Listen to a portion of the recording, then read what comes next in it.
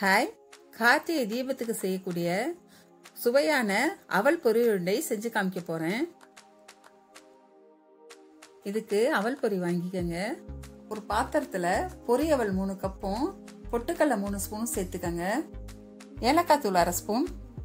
அடுத்து ஒரு கடாயில நெய் 1 ஸ்பூன் விட்டு பல்லுப்பல்லா நறுக்கின 3 ஸ்பூன் தேங்காய் போட்டு வறுத்துக்கங்க.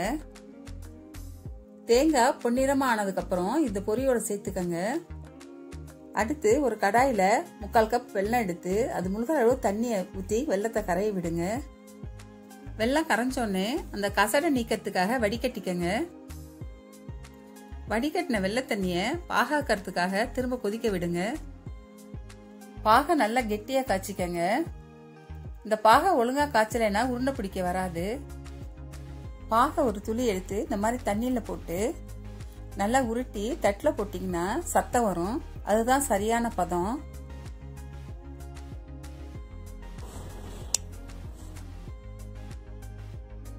பாகு சரியான பதத்துக்கு வந்தோடனே எடுத்து வச்சிருக்க அவல் பொட்டுக்கடலை கலவையோட அதை சேர்த்துக்கங்க.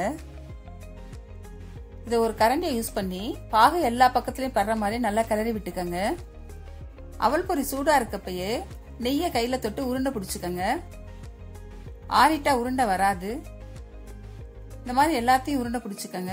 அவ்வளவுதான், ரொம்ப சுவையான கார்த்திகை அவல் பொரி உருண்டை ரெடி ஆயிடுச்சு. பொரி உருண்டைக்கு பாகு சரியான பதத்துல இருக்கணும். தேங்காய் நல்லா வறுபட்டு இருக்கணும். இந்த கார்த்திகைக்கு இந்த பொரி உருண்டையை செஞ்சு பாருங்க. இந்த வீடியோ உங்களுக்கு பிடிச்சிருந்துச்சுன்னா லைக் பண்ணுங்க.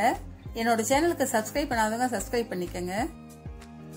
உங்களுக்கு கோலம் போடுற இன்ட்ரெஸ்ட் இருந்துச்சுன்னா என்னோட இன்னொரு சேனல் லக்ஷ்மிஸ் கோலம், அது கட்டாயம் பாருங்க. இன்னொரு வீடியோல இன்னொரு ரெசிபியோட பாக்குறேன்.